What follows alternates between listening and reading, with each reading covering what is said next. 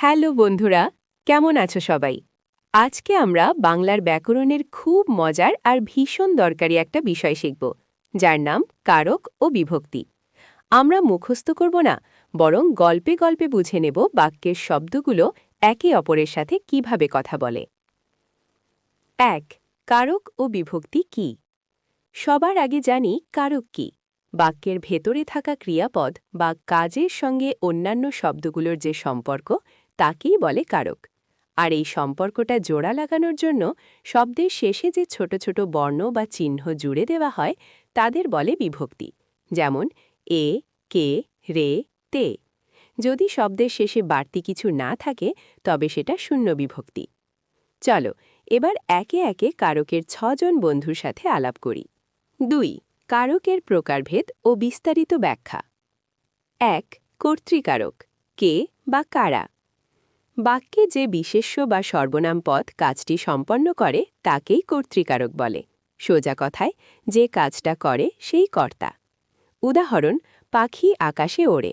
এখানে কাজটা কি? ওড়া। প্রশ্ন করো, কে উড়ছে? উত্তর, পাখি।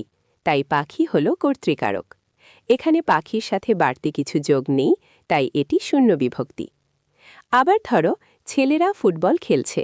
কারা খেলছে? ছেলেরা। এখানে মূল শব্দ ছেলে যোগ রা, তাই এটি রা বিভক্তি। ২. কর্মকারক, কি বা কাকে। কর্তা যাকে আশ্রয় করে বা যা নিয়ে কাজটা করে তাকেই বলে কর্মকারক। উদাহরণ, আমি ভাত খাচ্ছি। আমি কি খাচ্ছি? উত্তর, ভাত।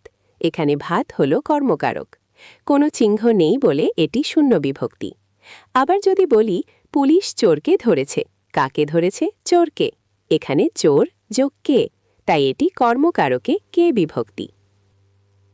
৩. করণকারক, কি দিয়ে বা কিসের দ্বারা।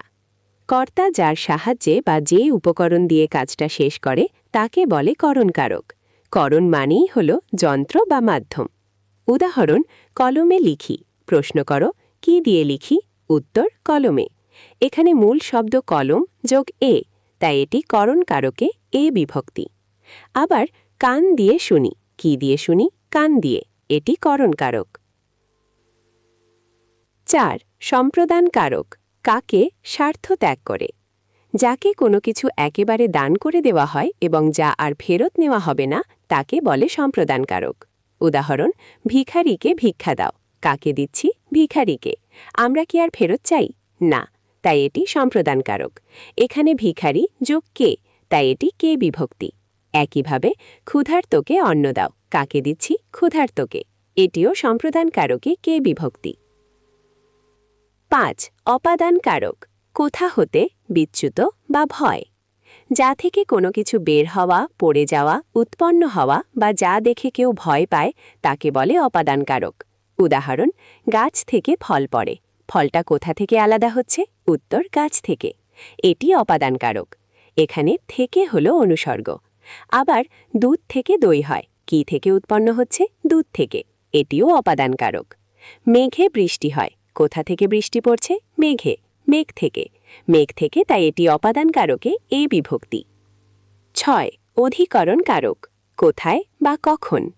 ক্রিয়া বা কাজ যে স্থানে বা যে সময়ে সম্পন্ন হয় তাকে অধিকরণ কারক বলে।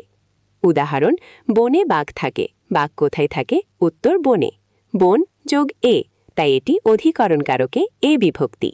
আবার শরতে শিউলি ফুলে ফোটে। ফুল কখন ফোটে? উত্তর, শরতে। শরৎ যোগ এ, তাই এটি অধিকরণ কারকে এ বিভক্তি।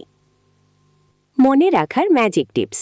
সবশেষে মনে রাখার একটা সহজ উপায় বলে দিই। শুধু ক্রিয়াপদকে এই প্রশ্নগুলো করবে। কে মানে কর্তা। কি বা কাকে মানে কর্ম। কি দিয়ে মানে করণ। দান করা মানে সম্প্রদান। হতে বা থেকে মানে অপাদান। কোথায় বা কখন মানে অধিকরণ। বন্ধুরা, আজকের এই ছোট্ট ক্লাসটি যদি মন দিয়ে শোনো, তবে কারক বিভক্তি নিয়ে আর কোনো ভয় থাকবে না। বাড়িতে তোমাদের বাংলা বই খুলে বাক্যগুলো মিলিয়ে দেখো। আজকের মতো এইটুকুই, আবার দেখা হবে।